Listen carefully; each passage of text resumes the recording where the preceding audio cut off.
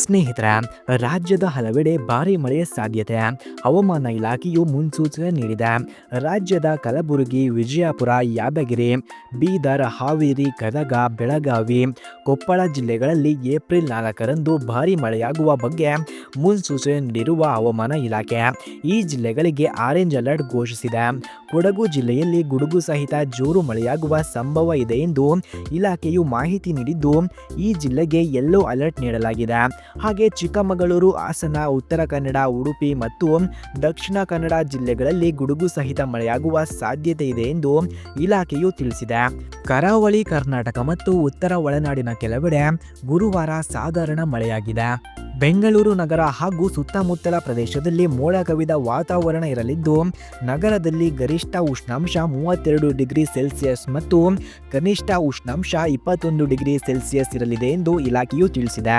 So friends, ಈ ಮಾಹಿತಿ ನಿಮಗೆ ಇಷ್ಟವಾಗಿದ್ದರೆ ದಯವಿಟ್ಟು ಈ ವಿಡಿಯೋಗೆ ಒಂದು ಲೈಕ್ ಮಾಡಿ.